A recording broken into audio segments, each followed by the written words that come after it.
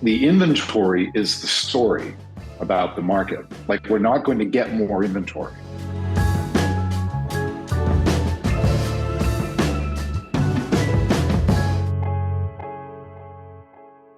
Hello and welcome to Change and the Market, your mindful guide to the ever-changing real estate world. My name is Peyton Beck, and joining me, as always, is CEO, trendsetter, and two-time best-selling author, Chris Masiello. Chris, how are you today?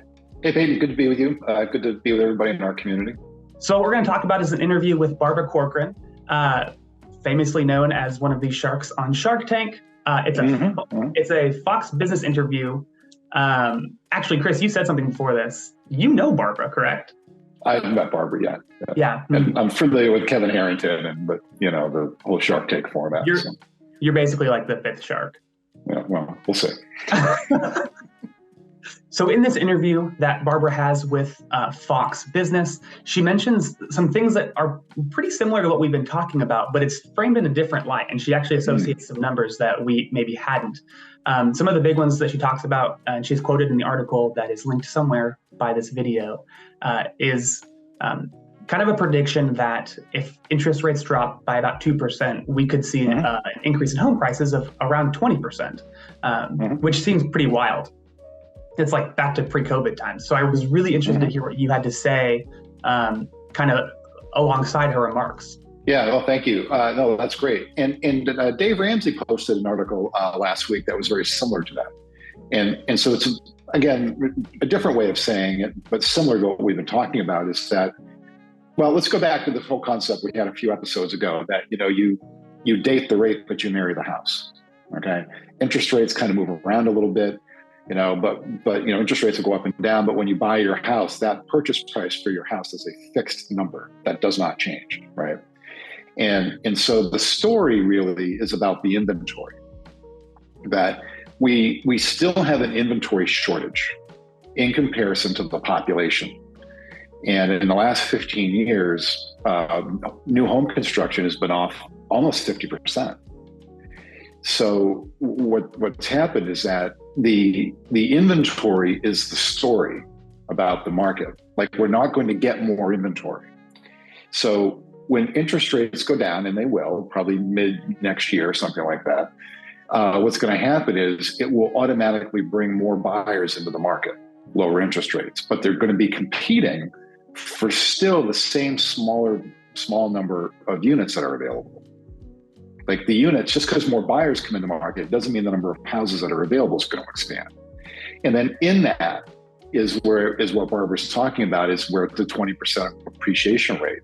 And we've been kind of saying the same thing. Right now we're at probably depends where you are, but 3 to 5% appreciation rate. That's pretty reasonable. When things start to loosen up again with interest rates and there's more people in the market, you're going to have more people in the market competing for that smaller number of houses. They're going to go right back up to that 20% range. And that's one of the reasons why a lot of us are saying right now, now's the time to get in. Don't worry about the interest rates. If you can ignore the interest rates and you can handle the payments, do that. Get into the market while appreciation is still annualized at a 3 to 5% rate, because your essence going to be buying your current house really at a discount compared to what it's going to be down the road. And I think she's right. I think it is going to be a 15 to 20% number of annualized appreciation. So, Chris, what you're saying, and just so I can put it in my own words, is that for somebody buying a house, today or in the next few months, are more or less guaranteeing themselves a pretty solid return in the next year or two, just because of this inventory crisis. Yeah, you'll be, buying now. You're really leaning into the inventory. You're really leaning into the shortage of the inventory, and you're picking your property up now with almost built-in equity down the road.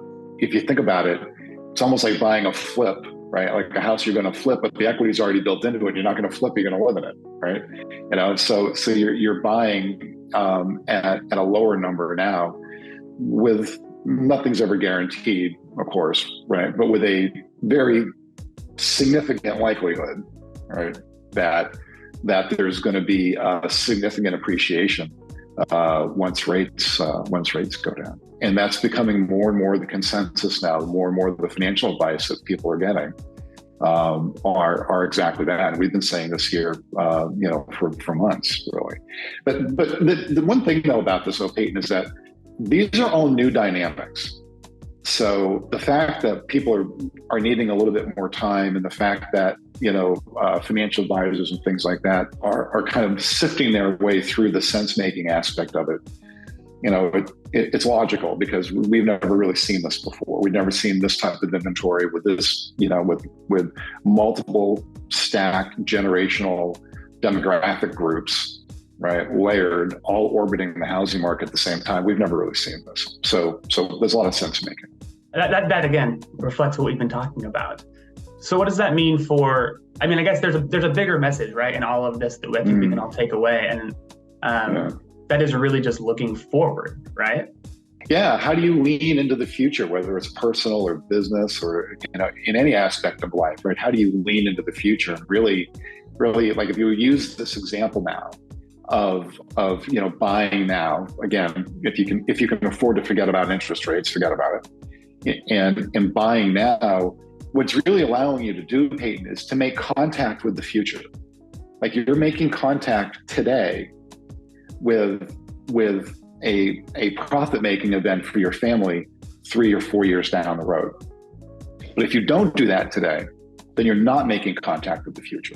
And every day you wait, no judgment about that, and every day you wait is one day later that you're not making contact with the future in a very positive way. And I think, success is really about how do we make contact with future events.